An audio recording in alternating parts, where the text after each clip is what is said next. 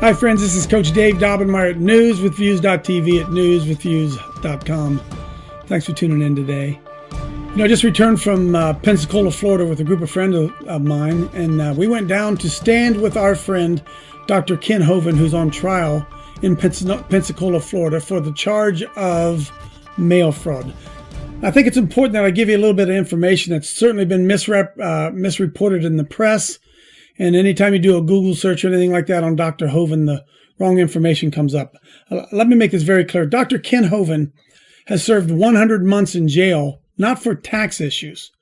You'll do a Google search and they'll say that he's a tax protester or a tax evasion or whatever.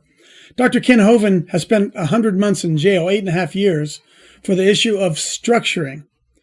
And just recently, the commissioner of the Internal Revenue Service, John Koskinen, just came out and issued an apology to Americans all across the spectrum for having misused the idea of structuring in seizing bank accounts.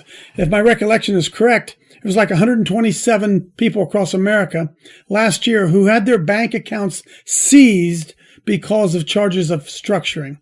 So it would be important for us to understand what structuring is. It was a policy that was put in place to help law enforcement deal with drug dealers who were trying to launder money. And the law said that anytime a cash deposit of $10,000 or a cash withdrawal of $10,000 was made, it had to be reported to the IRS.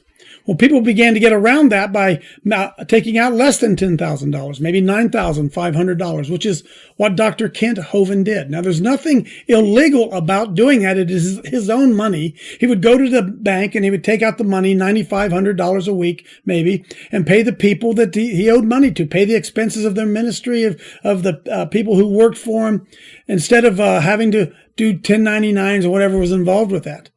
Well, the IRS put together this policy based on structuring, put in place specifically for drug dealers, and that is what they charged Kent Hovind with, was structuring, not tax evasion. He never evaded any taxes at all. And then to top it off, folks, after Kent Hovind, over a period of several years, took $9,000 a week out of his bank account to pay his bills, he didn't stuff it in a pillow or under a mattress. It was his money that the ministry had earned. After Kent Hovind had amassed about $434,000 in withdrawals over the period of time paying his bills, the IRS said, listen, because that money was involved in structuring, that money belongs to us. And they tried to seize $434,000 from Dr. Hovind. And of course, he didn't have $434,000 because why? They'd spent it. They'd paid it. They weren't trying to hide anything from anybody. So Dr. Hovind, when he was put in jail, then they went about the idea of trying to seize the property to come up with the $434,000. And what Dr. Hovind is on trial today, folks, he is not a tax protester or a tax evader.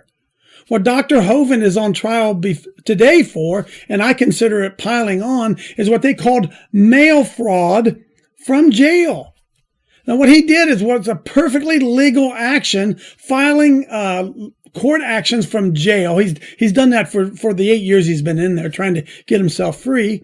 He filed a motion whereby he put into the file of his properties a legal document saying, listen, this property is still being contested. This is not a free and clear property.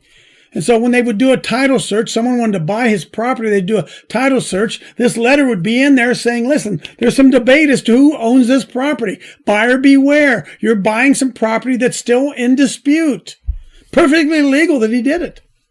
But because the judge had told him to stop doing that, stop filing the reports, and stop filing the appeals, they found him in contempt of court. So Kent Hovind is in jail, or is in court today for two things: mail fraud. Listen, folks, if he had taken that filing and he had hand carried it to the courthouse, it would not be mail fraud. Do you understand that? It would not be mail fraud. But he couldn't hand carry it. It had to go through the mail. And issue number two, he has the right to appeal while he's in there. But they're also charging him with contempt of court because he continued to exercise his God-given right, his American right to appeal. The First Amendment says the right to petition the government for a redress of grievances. That's what Kent Hovind has done. Folks, he is not a tax protester. He has not refused to pay his taxes. They have seized $434,000 from him already, which was not their money to begin with. And now they want to put Kent Hovind in jail for an additional 20 years.